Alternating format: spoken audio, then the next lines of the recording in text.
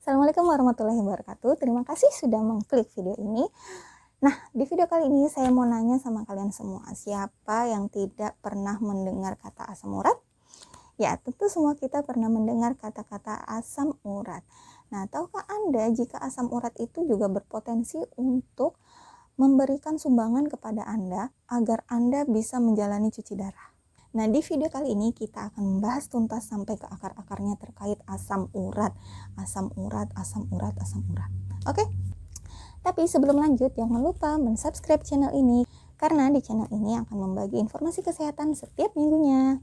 Dan saya ingin mengajak kalian untuk membagikan video ini ke semua media sosial yang kalian punya. Tunggu apa lagi? Langsung subscribe.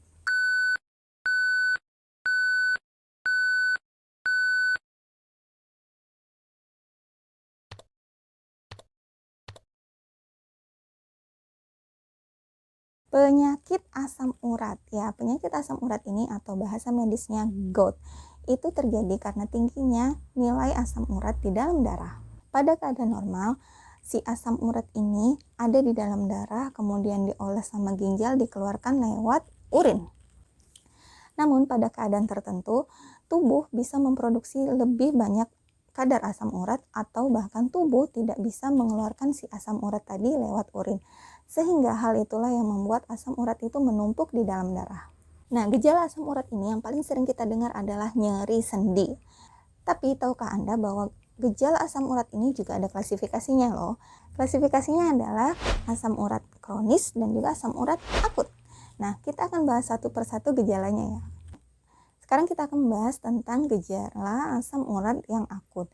Yang akut ini biasanya hanya terjadi dalam 2-10 hari.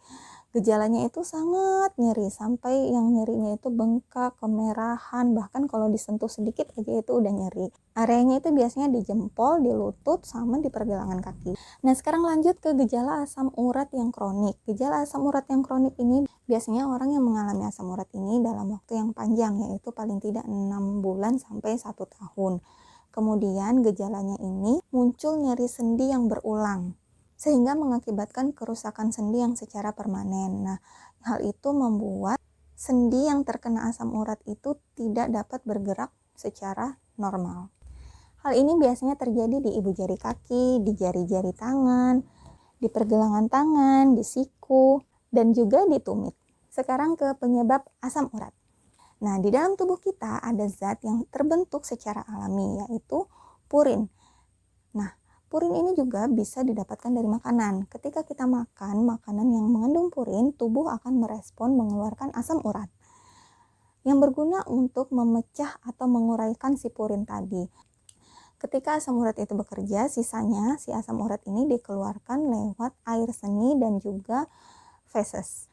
Saat seseorang menderita yang namanya penyakit asam urat, berarti ia memiliki kadar nilai asam urat yang melebihi dari batas normal.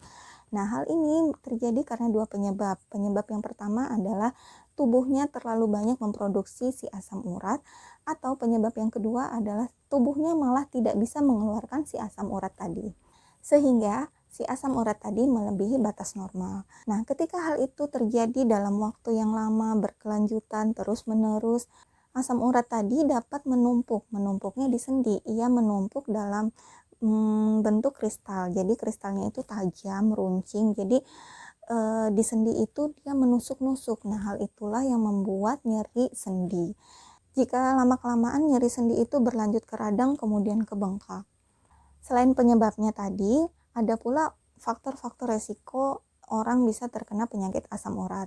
Faktor resiko yang pertama adalah laki-laki yang berusia 30-50 tahun. Namun itu juga bisa terjadi pada wanita yang sudah melewati masa menopause. Kemudian adanya riwayat keluarga yang juga berpenyakit asam urat.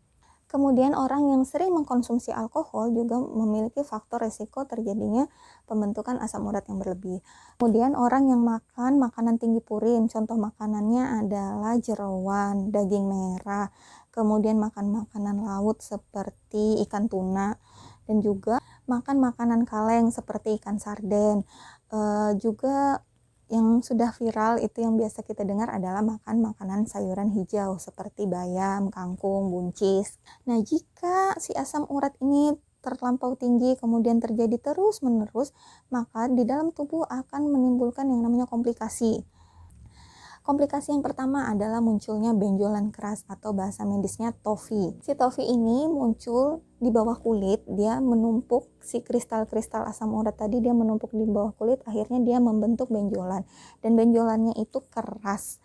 Nah, hal itu bisa terjadi di jari, di kaki, terus di dekat area mata kaki, itu biasanya sering terjadi di area-area itu.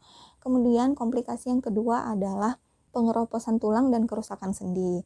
Kemudian komplikasi yang ketiga adalah bisa terbentuk yang namanya batu saluran kemih ataupun batu ginjal, karena tadi dia mengkristal di area dari ginjal sampai saluran kemih. Ketika kristal-kristal itu menumpuk, lama-kelamaan dia akan membatu. Nah, tentu berbahaya kan si asam urat tadi. Oleh karena itu, saya terus mengingatkan kepada kalian semua untuk menjaga pola makan dan olahraga teratur.